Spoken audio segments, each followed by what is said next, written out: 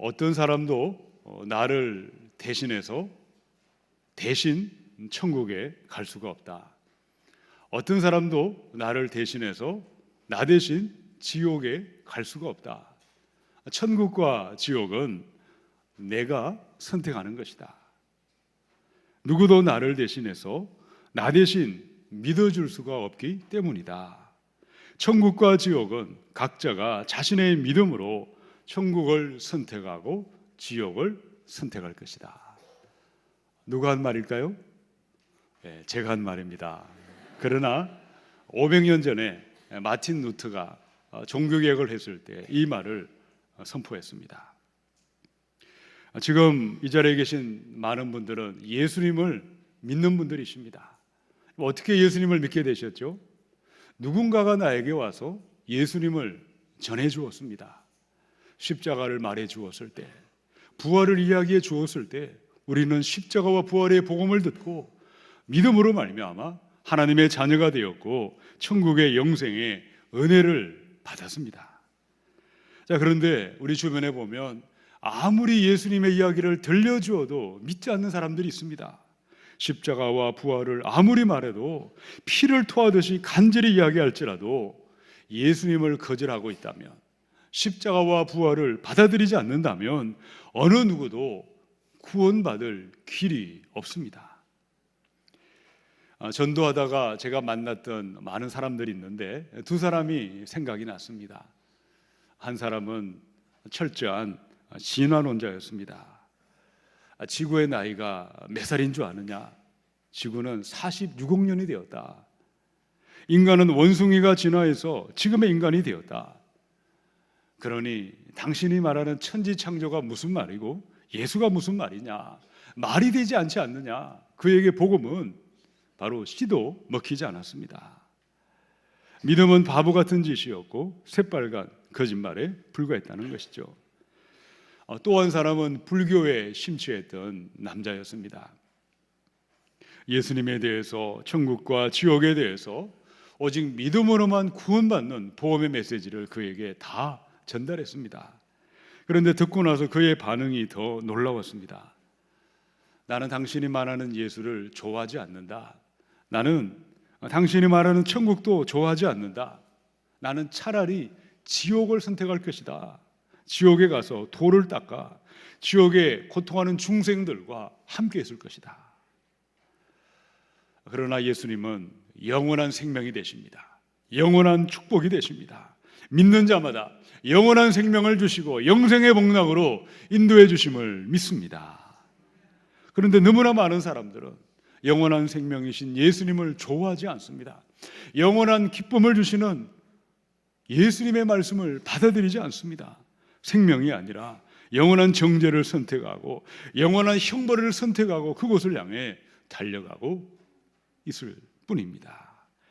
이 시간 저와 여러분의 모습은 어떠해야 하겠습니까? 영원한 정죄와 영원한 형벌의 삶이 있다면 거기서 나오시기 바랍니다.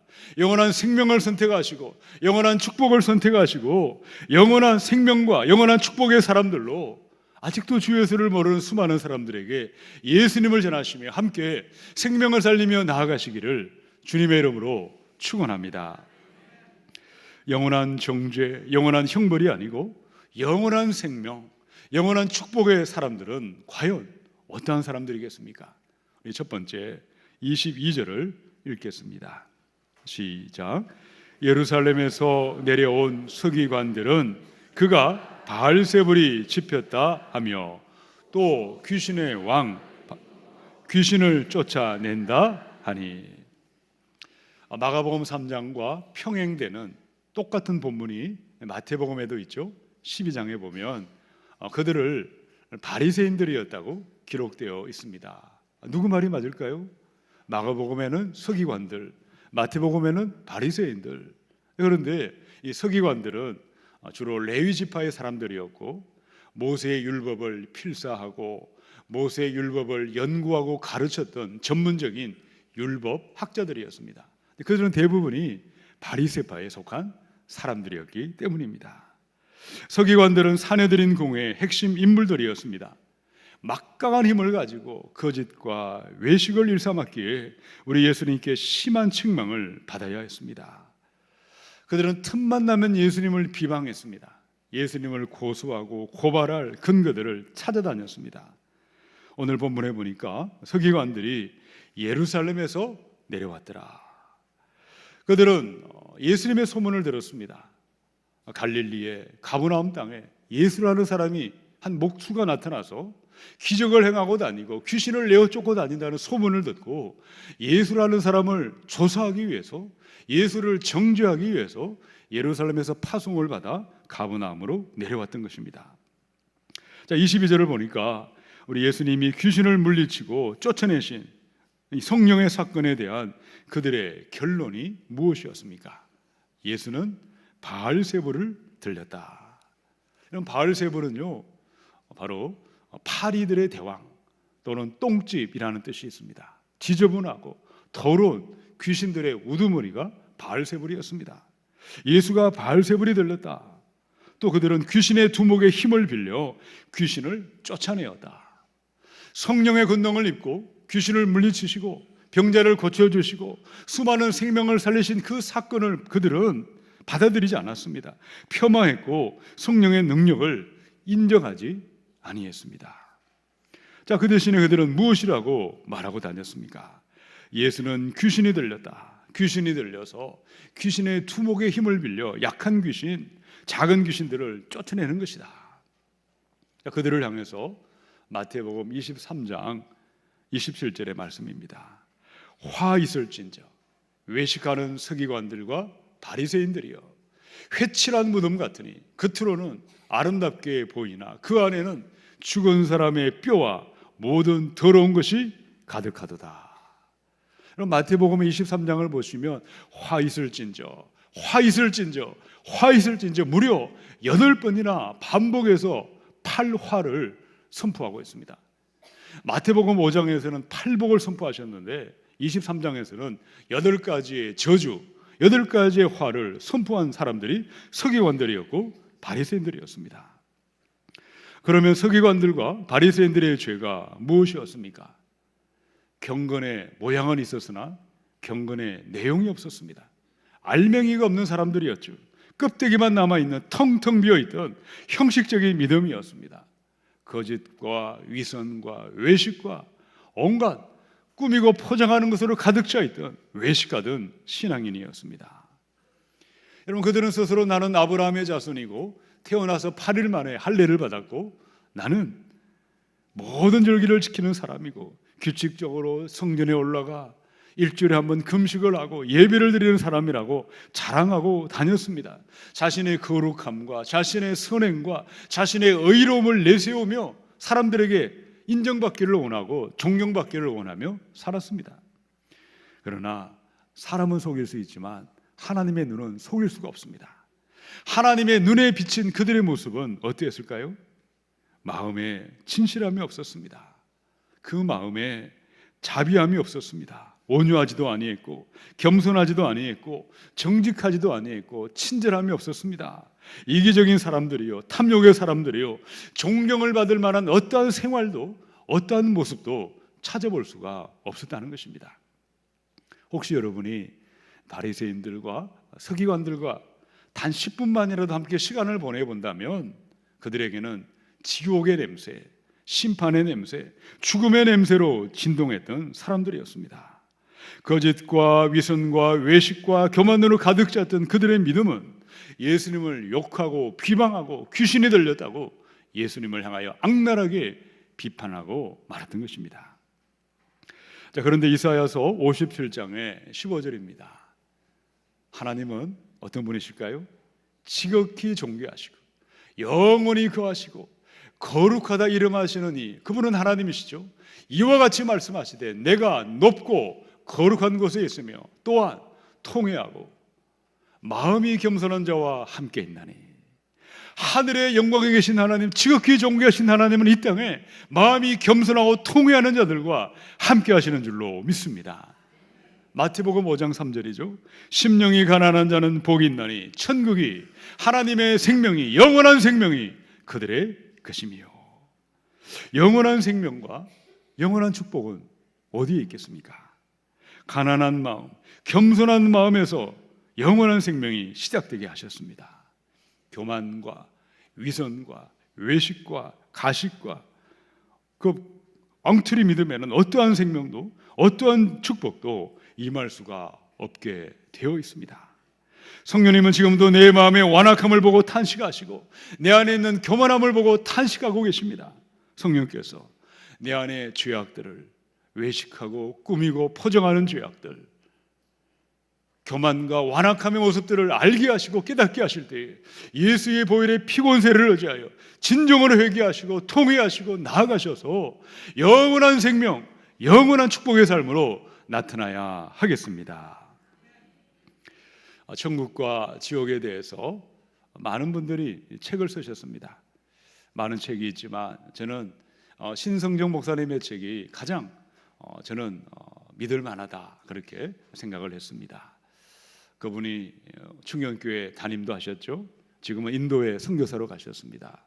8일 동안 꿈에 하나님께서 보여주신 천국과 지옥의 모습을 보고 그가 쓴 책이 내가 본 천국과 지옥입니다. 조한 장로교회에서 한 번 간증 집회를 했고 한 번도 그 후에는 간증을 하신 적이 없습니다. 그의 책을 보면 다음과 같은 내용들이 나타나 있습니다. 천국과 지옥에서 신성성 목사님을 지옥을 안내했던 사람이 누구였죠? 거기에 보면 목사가 나타나서 지옥을 여기저기를 안내했습니다. 그는 바로 김일성의 친척으로 많은 목사들을 잡아 죽였던 배교자였던 강량욱이라는 목사였습니다. 그가 보았던 지옥에는 교황도 있고 신부도 있고 목사도 있고 선임도 있고 종교를 이용해서 사람들을 착취하고 거짓과 위선의 사람들이 그곳에 있었다고 이야기하고 있습니다. 책을 보니까 이런 내용이 있었습니다. 지옥의 지하 1층의 북관에 가면 그곳에는 목사와 장로들이 적지 않게 들어가 있었다. 주의 종이라고 하면서 자신의 이익만을 추구했던 목회자들, 주의 영광을 자신의 것으로 도적질한 목회자들, 세상에서는 인정받지 못하고 실패했으나 교회에 와서는 장로가 되었다고 목회자들을 괴롭히던 장로들, 또 영상이 비춰지고 장로들이 있었는데 신목사가 아는 얼굴들이 그곳에 있었다. 그들은 예수를 믿고 평생 교회를 다니고 주의 일을 한다 했지만 천국과 지옥을 믿지 않던 사람들이었다. 자, 그런데 요즘은 어떠합니까? 천국과 지옥은 인기가 없습니다. 천국과 지옥을 이야기하면 시대에 뒤떨어진 사람이고 아직도 그것을 이야기하느냐고 오히려 비아냥거리는 시대를 맞이했습니다. 또 어떤 사람들이 있죠? 아무나 천국에 갈 수 있습니다. 예수를 믿지 않고 회개하지 않아도 천국 갈 수 있습니다. 예수님은 사랑의 하나님이시기 때문에 누구든지 영원한 천국에 들어갈 것이라고 거짓을 주장하는 목회자들도 나타나고 있습니다. 그러나 성경은 분명하게 말씀하고 있습니다. 천국이 있습니다. 지옥이 있습니다. 이 하나님의 나라는 하나님의 믿음의 자녀들만이 들어갈 수 있도록 예비되어 있습니다. 마음의 거짓과 위선과 교만과 완악함을 회개치 아니하는 자, 그 마음에 예수님을 참되게 믿지 아니하는 자는 영원한 형벌과 영원한 심판만이 예비되어 있습니다. 그러나 예수의 보혈, 십자가의 피공세를 의지하여 내 안에 있는 교만과 완악함과 외식과 위선과 가식함을 참되게 회개하는 사람, 진정으로 뉘우치는 사람, 예수의 보혈을 믿고 의지하는 자들마다 영원한 생명, 영원한 축복의 삶이 예배되어 있는 줄로 믿습니다. 우리의 믿음이 어때야 되겠습니까? 나의 구원을 위하여 예수님만을 하나님으로 바르게 믿고 참되게 믿으시고 진정한 회개의 열매를 맺으셔서 영원한 생명으로 영원한 축복으로 함께 들어가시기를 축원합니다. 우리 두 번째 23절에서 26절까지를 읽겠습니다. 시작. 예수께서 그들을 불러다가 비유로 말씀하시되 또 만일 나라가 스스로 분쟁하면 그 나라가 설 수 없고 만일 집이 스스로 분쟁하면 그 집이 설 수 없고 만일 사탄이 자기를 거슬려 일어나 분쟁하면 설 수 없고 망하느니라. 아멘. 예루살렘에서 가버나움까지의 거리는 얼마나 될까요? 직선거리로 가면 200km가 좋게 넘습니다. 길도 얼마나 험악한 길인지 모릅니다.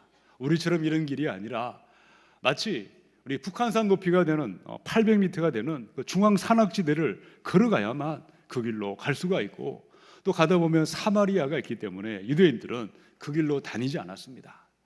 해발 800m가 넘는 예루살렘에서 해저 200m가 남는 아주 저지대인 여리고까지 내려오고 내려와서 그들은 요단강을 따라 북쪽으로 올라가면 바로 거기에 갈릴리 호수가 나오고, 갈릴리 땅에 가장 번화했던 도시가 가버나움이었습니다. 예루살렘에서 파견된 서기관들은 그 먼 길을 찾아왔던 것이죠. 그런데 그들은 예수님의 얼굴을 만나기도 전에 미리 결론을 내리고 있었습니다. 예수는 바알세불이 들렸다. 예수는 귀신의 두목에 힘을 빌려 귀신을 쫓아낸 것이다. 여러분 중에 누군가 다른 사람이 여러분에 대해서 악평을 하고 다닌다, 비난을 하고 다닌다, 심지어 그 사람 귀신 들렸다, 한마디로 미친 사람이다, 그 말을 듣고 있다면 여러분의 기분이 어떠하겠습니까? 허허, 그래요. 마냥 웃어 넘길 수만은 없지 않겠습니까? 저도 저에 대해서 이런 말 저런 말을 들을 때가 있습니다. 어떤 때는 입에 옮기기조차 아주 악한 비방을 들을 때도 있습니다. 그런데 누구나 나에 대해서 나쁜 말을 퍼뜨리고 악한 말을 비방하는 그 말을 들으면 마음이 편하지 않습니다. 나는 전혀 그렇지 않은데 그렇게 생각하는 사람도 있구나. 마음이 착잡해집니다. 그 사람 얼굴을 보고 싶지 않습니다. 그런데 예수님은 어떠하셨을까요? 23절을 보니까 예수께서 그들을 어떻게 하셨죠? 불러다가, 부르신 다음에 어떻게 하셨죠? 비유로 말씀하셨다. 우리 예수님은 사랑의 하나님이십니다. 자비와 긍휼이 무한하신 하나님이십니다. 예수님을 비방하고 욕하던 사람, 귀신이 들린 사람이요 마귀의 힘을 빌려 기적을 행하고 다닌다고 조롱하고 악하게 폄하하던 그들을 향해서 예수님은 그들을 불러들이셨습니다. 부르신 다음에 어떻게 말했을까요? 이 나쁜 놈들아, 너희가 무슨 근거를 가지고 나에게 귀신이 들렸다고 악한 말을 퍼뜨리고 다니느냐, 호되게 야단치지 않았습니다. 다시는 그 입을 놀리지 못하도록 말을 못하게 하시든지 하늘에서 불이 내려서 그들을 심판하지도 아니하셨습니다. 놀랍게도 예수님은 그들에게 무엇을 말씀하셨죠? 비유로 말씀하셨다. 비유라는 말은요, 헬라 말로 파라볼레라는 말입니다. 이 파라볼레, 비유라는 뜻은 어떤 어려운 것을 다른 것에 비교하면서 쉽게, 알아듣기 쉽게 풀어서 말하는 것이 비유라는 뜻입니다. 비유는 언제나 예수님을 이야기하는 것입니다. 하나님의 나라에, 천국에 대하여 알아듣기 쉽도록, 어린아이도 알아들을 수 있도록 가르쳐주는 것이 바로 비유입니다. 비유는 천국의 초대장입니다. 비유는 천국을 알게 하는, 보게 하는 안경의 렌즈가 됩니다. 예수님은 하나님의 나라의 천국의 위대한 비밀을 누구나 알아들을 수 있도록 비유를 말씀하셨고 나중에 풀어서 다 가르쳐 주셨다는 것입니다. 자, 23절로 26절에 사탄이 어찌 사탄을 쫓아낼 수 있겠느냐, 누구나 알아들을 수 있도록, 누구나 이해할 수 있도록 분명하게 말씀하셨습니다. 한 나라가 다투고 분쟁하면 그 나라가 어찌 설 수 있겠느냐, 한 가정이 다투고 싸우고 분쟁하면 그 집안이 어찌 설 수 있겠느냐. 여러분, 이 비유의 말씀을 들었을 때 누구든지 두 가지 중에 한 가지로 반응할 수밖에 없습니다. 예수님은 성령의 능력을 행하시는 하나님의 아들이십니다.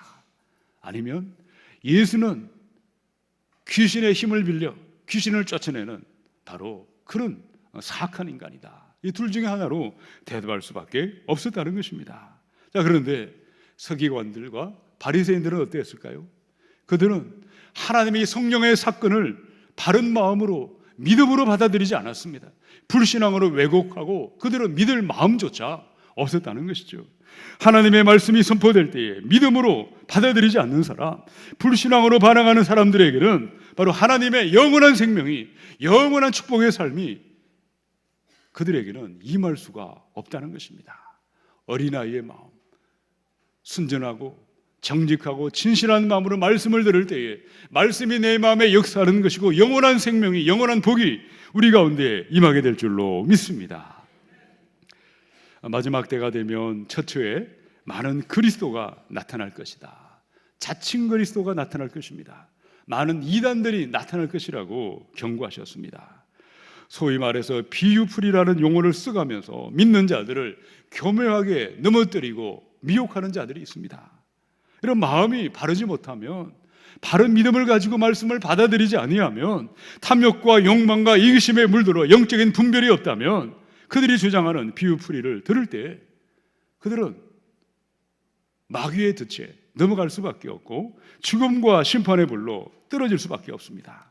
그러나 착하고 좋은 마음으로 말씀을 들을 때에 이 비유의 말씀을 믿음으로 받아들이는 사람들마다 자신의 죄와 허물이 드러나 예수의 보혈을 붙들고 의지할 수밖에 없고 예수만을 하나님으로 높이며 예비할 수밖에 없는 것이고 영원한 생명과 영원한 축복이 그들에게 임하게 하실 줄로 믿습니다.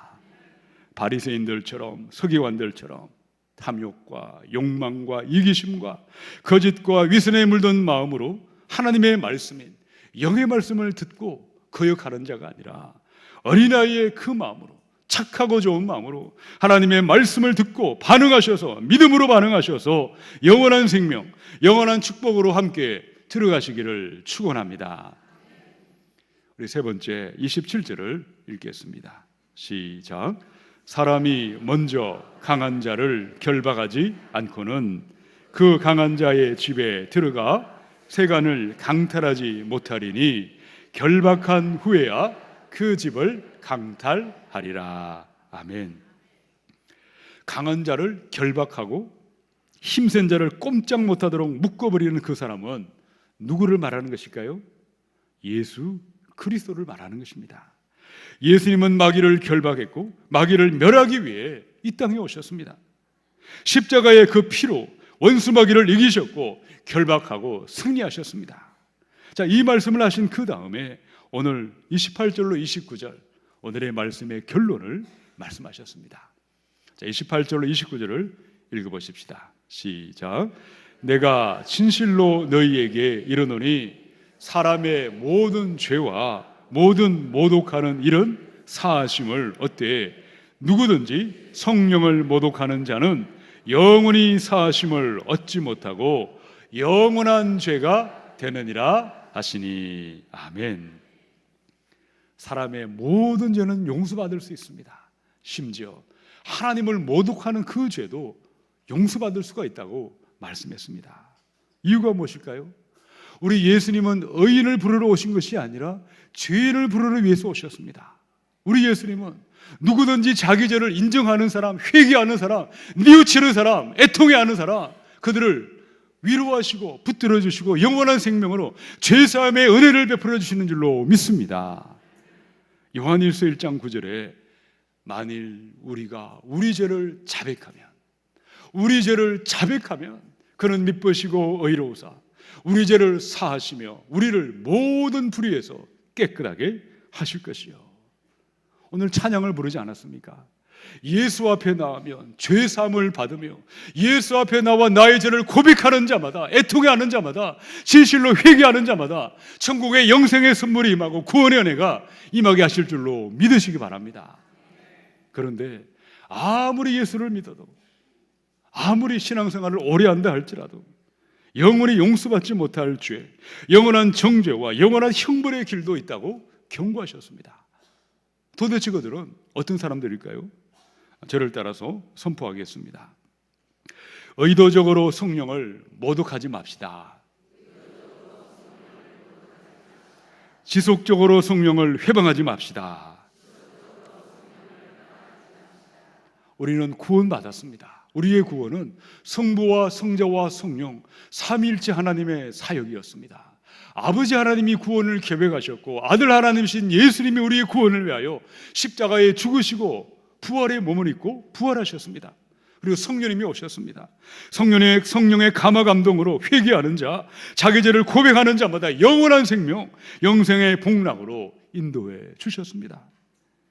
이 시간 우리가 예수님을 하나님으로 예배하고 예수님을 경배하는 이유가 어디에 있습니까? 이 모든 것은 성령님의 역사이십니다. 누구든지 성령으로 아니하고는 예수를 하나님이라고 고백할 자가 없다고 말씀했습니다. 성령님이 오셨기에 예수님을 찬양하는 것이고, 성령이 오셨기에 예수님을 예배하는 것입니다.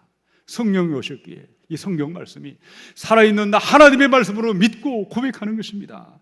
성령이 오셨기에 잠시 넘어질 수 있고 범죄할 수 있지만 또다시 회개하고 예수의 보혈을 의지하여 거룩과 성결과 바른 믿음의 삶을 향하여 다시금 일어날 수가 있게 하셨습니다. 자, 그런데 예루살렘에서 내려왔던 그들은 어땠을까요? 성령을 알았지만 의도적으로, 고의적으로, 지속적으로 끝까지 성령을 거슬렀습니다. 성령을 인정하지도 아니했고, 성령을 따라가지도 아니했고, 성령을 폄하하고 회방하고 반대편에 서기를 끝까지 그들은 그 길을 걸어간 것이 바로 성령을 회방하는 자예요. 영원한 정죄와 영원한 형벌의 사람이라고 말씀해 주셨습니다. 우리 한 분 한 분이 성령의 능력, 성령의 권능을 의도적으로, 고의적으로 계속해서 끝까지 거절하는 삶이 아니라 성령이 나를 지적하시고 깨닫게 하시고 나를 감동하실 때에 성령의 능력을 따라서 나의 죄를 뉘우치고 돌이키며 우리 주님께 바른 믿음을 향하여 돌아서야 하겠습니다. 내가 왕 바리새인입니다. 이 책을 지으신 우리 허운석 선교사님이 계십니다. 두란노에서 2016년도에 나온 책입니다. 내가 왕 바리새인입니다. 지금은 고인이 되셨습니다. 1991년도에 남편과 함께 브라질의 아마존에 파송이 되었다고 합니다. 원주민들에게 복음을 전했고 신학교를 세웠습니다. 100여 명의 졸업생들, 50여 명의 목사들을 배출했던 선교사였습니다. 폐암으로 투병하다가 60세에 하나님의 부름을 받으셨습니다. 그녀가 소천하기 직전에 가스펠 펠로십 교회 새벽 예배 집회 가운데 이런 간증을 남기셨습니다. 나는 예수를 믿고 교회를 다니면 무조건 복 받는 줄만 알고 있었다.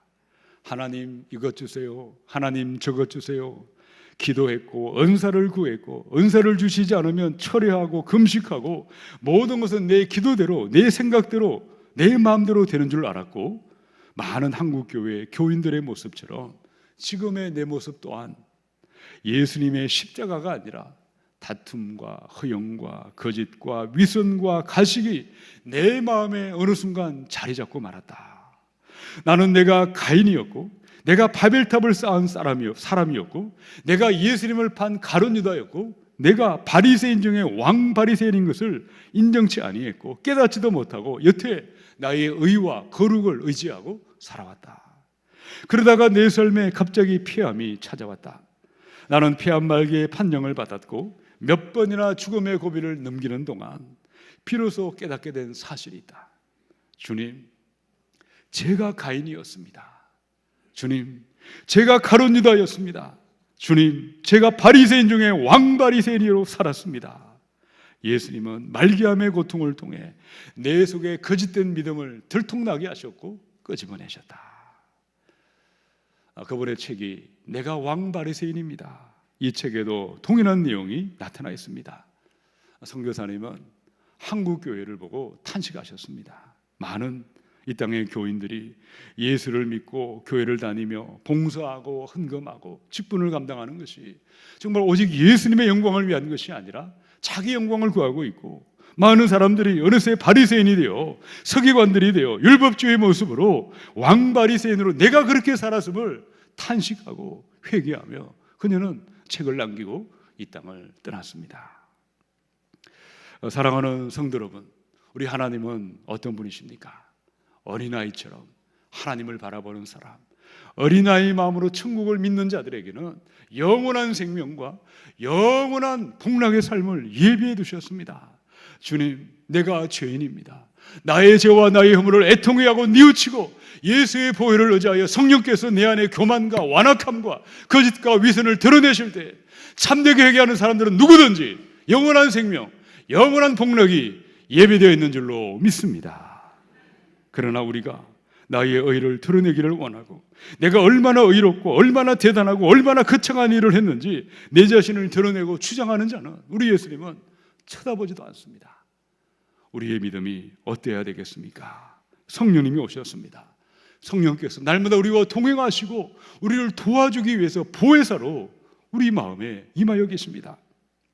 성령님은 우리에게 십자가를 믿게 하시고 날마다 십자가를 지게 하십니다.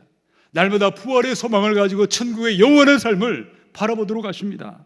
성령님은 다시 오실 예수 그리스도 재림의 주여 심판주로 오실 예수님을 준비하도록 등불을 들고 신랑 예수를 기다리는 슬기로운 신부로 우리를 만들어 주십니다.